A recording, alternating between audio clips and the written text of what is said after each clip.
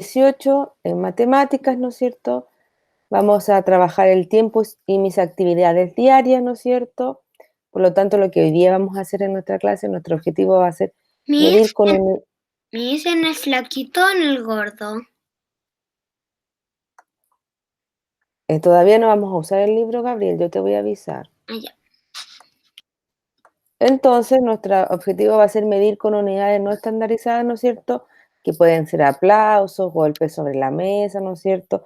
Elementos que no sean minutos o segundos o horas, sino algo más bien diverso, algunas actividades que vamos a pedir y además vamos a determinar en qué momento del día realizamos ciertas actividades que son propias de nuestra rutina diaria, o sea, cuando nos lavamos los dientes o cuando vamos al colegio o cuando jugamos en el patio, o sea, actividades que tienen que ver con mi diario vivir, las vamos a clasificar dentro de algunos momentos del día, ¿ya? Entonces, generalmente nosotros vamos a entender o vamos a darnos cuenta que tenemos actividades que se tienen una mayor duración que otras. Si nosotros nos vemos en ejemplos tan cotidianos como lavarnos los dientes, ¿no es cierto?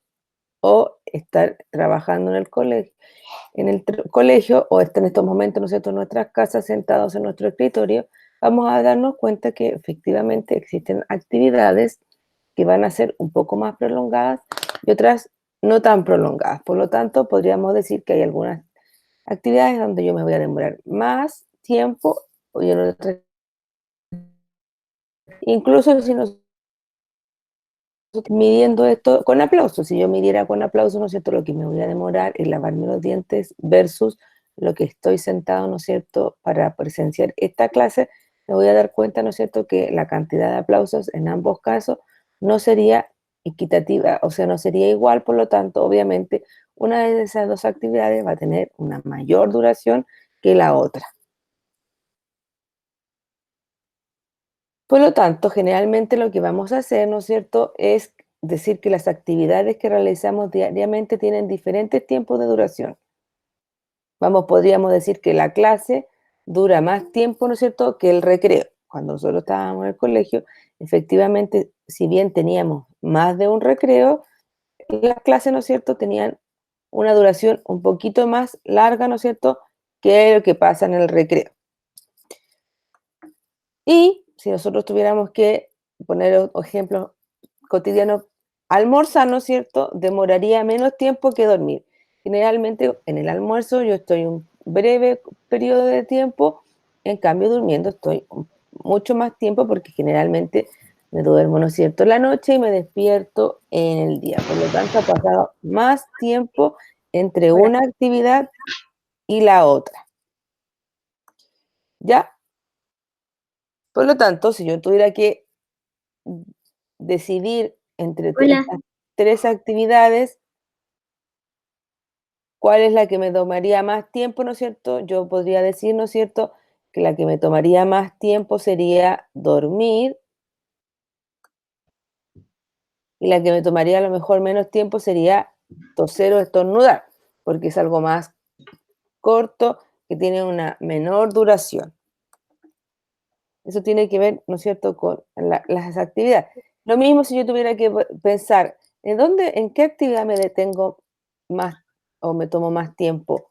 ¿En cantar una canción o en estudiar, ¿no es cierto?, todos los días para poder presentarme, ¿no es cierto?, a las clases? Vamos a descubrir, ¿no es cierto?, que ambas actividades no van a tener la misma duración, que siempre van a haber algunas que van a ser un poco más cortas y otras que van a ser más largas. Ya, luego, ¿no es cierto? También en virtud de esto, nosotros nos vamos a dar cuenta que diariamente nosotros tenemos algunas actividades que son rutinarias o que son comunes o que todos los días las hacemos de alguna forma igual, por eso se llaman rutinarias.